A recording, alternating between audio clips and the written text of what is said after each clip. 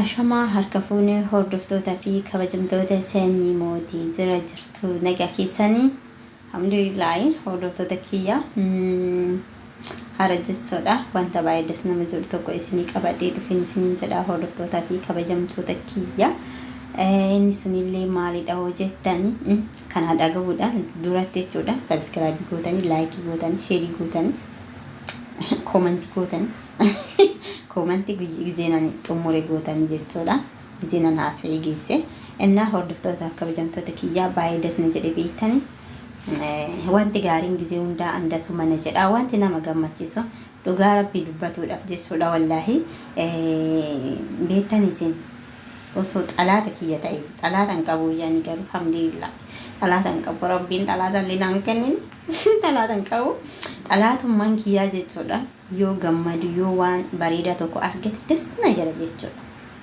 kun immoo kennaa waaqayyo naaf kennedha beektanii dasna jala jechuudha abbuma fedhee yoo ta'u akka darajaan isaa ol guddattu akka injiraamti bakka guddaa ga'u barbaadaa jechuudha ilmi namaa akka mataa adaan gadi cabu akka jechuudha yaadan taane yaadu akka injiraamti namaa gadi deebi'u barbaadu jechuudha uumaa kiyyarraa kun immoo badhaasa rabbiin nama badhaasudha jechuudha nama tokko miqqeenyinnatii faa keessatti naqaa qinaatii keessatti naqaa ani wanti itti qannaa hin jiru yoo abbaa mana kiyyaa taate malee dhugaa rabbii abbaa mana kiyyaa taate alatti abbaa mana kiyyaatu jechuun waan biraa osoo hin ta'in dubartii biratti arguuf fedhan dubartii biratti arguuf fedhu saniin alatti abbaa mana kiyyaa ta'e findattaa jira dasna jedha ችግር የለም ማለት ነው አሳከ ያለ ኪያቲ ሁሉ ነገር ሙሉ ይሆናል ማለት ነው ወንት እንደነው ይጉቱታ እና አከሰን ሲንጃ ወደፍተ ታፊ ከበጀምተ ኪያ አንቂናቲን ኪያ አባ ማን ኪያ ብቻ ዱበርቲ ማን ኦብጀክት ላሊን ጋፈሳን በላቡ አብያ ጉበታ በቃ አሳከ ያለ ኪያቲ እና አከሰን ሲንጃ ከበጀምተ ኪያ ሰኒን አለቲ ወንት ሁንዱ ነገመቺ ሰበቃ ገመቹን ኢልመነማኩን ነገመቺሳ ገዲ ኢልመነማትለ ነገዲሲሳ jechuudha hordoftoota kiyya beektani namni tokko yoo gaddeebo ansi wajjiniin bu'aa jechuudha namni tokko innaa rakkate hanga qabuun jechuudha rakkina keessaa baasuu yaalan jechuudha geeruu moo jechuudha namni ati harka qabdee kaleessa jechuudha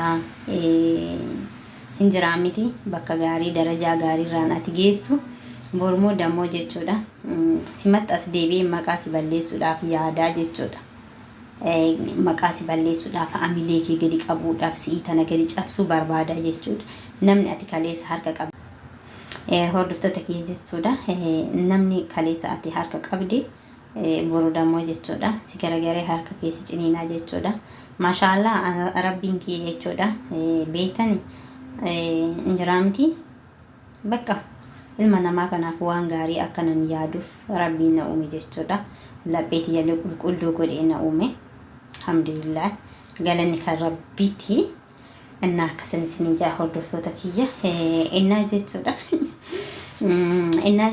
haadha jechuudha maaltu dasii jedhee gara keenya dhuftee yoo jettanii doktor aslii jechuudha doktora keenya ilma sikkoo mandoo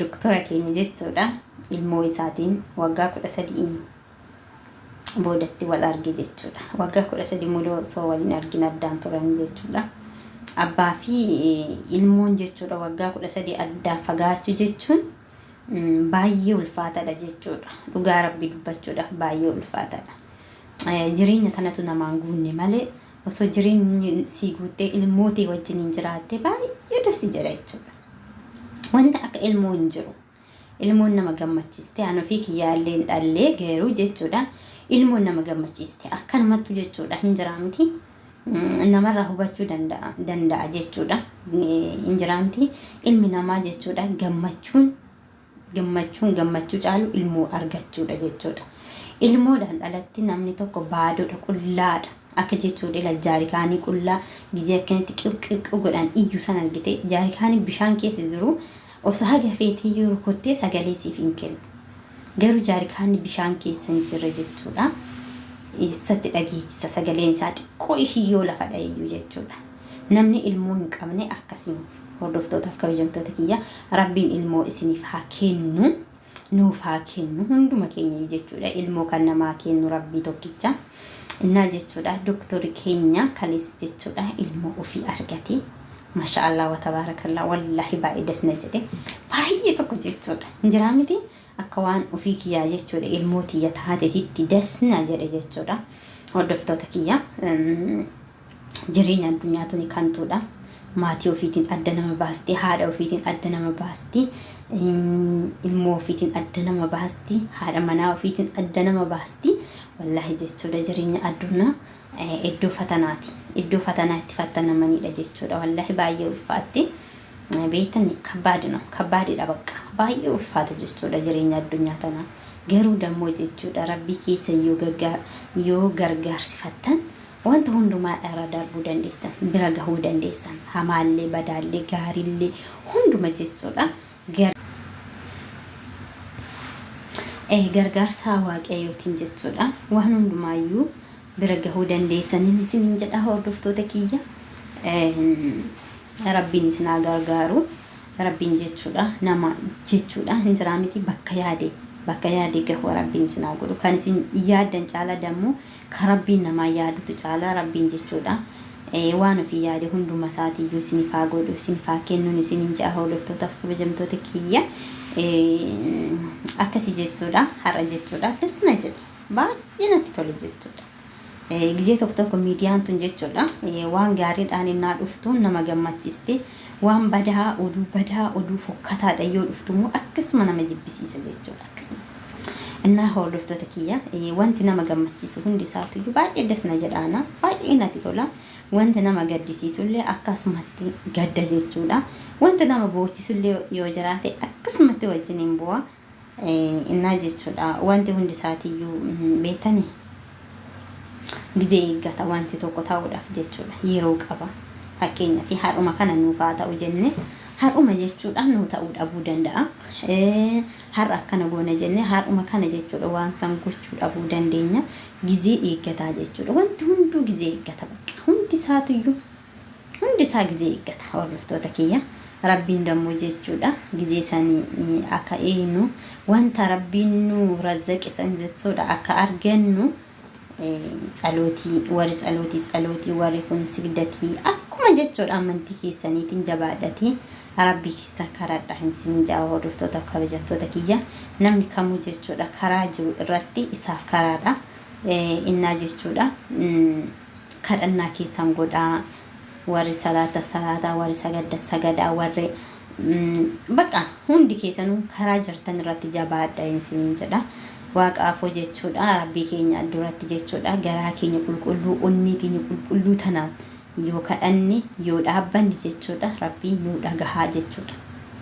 Yoo nuti keessi keenya kun nutsuu ta'ee waan kadhanne hundumaa ni arganna jechuudha. Garuu keessi keenya kun yoo qoshaashaa ta'ee homaayyuu argachuu hin dandeenyu beektanii. Homa argachuu hin dandeenyu. Innaa akkasiin isiniin jaa hordoftoota kabajamtoota kiyya jireenyi dammoo jechuudha bakka ofii yaaddan isiniin dhaabdu. Ani duraan bakkuma nuuf yaade tokkoon ejjedha natti fakkaataa ture. Bakkuma nuuf yaade jechuudha. Garuu jechuudha jireenya addunyaa tana bakka ofii yaadde bakka rabbi si dhaabe dhaabbatta. Bakka ati jette osoo hin ta'in jechuudha. Waan rabbiin kee godhe isin jedhe goota jechuudha atiin kun. Wanti hundinuu jechuudha fakkeenyaaf namni tokko jechuudha wanta nama mudatu wanta hamaa jechuudha sheexaan wanta hamaa nama mudatu sheexaan akkana nu goote bar sheexaan ma walitti nu buuse bar sheexaan mata akkana nu godhe bar sheexaan akkana nu goote bar jedhani haasa'u jechuudha. Sheexaana miti sheexaani homaayyuu aangoo ilma namaati irratti hin qabu yoo ati itti amante malee jechuudha. Yoo ati deemte jechuudha sheexaana bitamte malee ati jechuudha rabbii kee jechuudha jabeeffattee karaa rabbii keetii jirta taana sheexaan sirratti aangoo hin qabdu. Sheexaanni gaafa ati amantii kee gadhiiste, gaafa ati tsalotii dhiiste, gaafa ati kadhannaa dhiiste, gaafa ati salaata dhiiste, gaafa ati manatti galte eenyuun sheexaanni aangoo sirratti qabdi. Ati garuu kana gooti taanaan waaqa kee afootti jechuudha jilbiiffatte taanaan homaayyuu sheexaanni aangoo sirraan qabdu. Sheexaanni aangoo sirraan qabdu. Wanti ta'u hundumaayyuu wanta waaqayyoon ta'a jedhu ta'a jechuudha ilma namaa kanarratti. wanta waan hin ta'u jedhe uma shayxaanni aangoo hin qabdu homaa nurratti gochuu hin dandeessu. Uma takkaayyuu jechuudha. Maaliifii nuti jechuudha. Uma waaqati jechuudha. Waaqan uume jechuudha nuti. Kanaafuu shayxaan aangoo nurraa qabdu. Shayxaanni nun uumne nuti. Kan nu uume waaqayyoodha. Wanti hundumaayyuu kan nu kennu dammoo waaqayyoodha jechuudha. Hamaallee gaariillee tolaallee waan hundumaa jechuudha. Kanaan immoo jechuudha jabaadha inni isiniin jedha. Hordoftoota kabajamtoota kiyya bakka jirtanitti karaa jirtan irratti jabaadha inni isiniin jedha. Baay'ee isin jaaladha jechuudha. Subscribe, like, share gochuun hin dagatina. Viidiyoo iyyuu hojjetaa hin jiru. Baay'ee illee natti hin tolu jechuudha. Akka gizee duraanii sanii miti. Gizee duraanii hin jiraan miti. Gizee tokko jechuudha hiraftii qabaa. Amma garuu jechuudha kinoo sa'aatii hirribaa amma kinoo hammamachuu ni daayyuu sa'aatiin hirribaa. Sa'aatiin hirribaa ga'ee jira hordoftoota kiyya. Sirna siraatiidhaan nu taa'aa hin jiru. Giddiin ta'a jechuudha hirribni ga'ee sa'aatii hirribaatiin isiniin ja'a.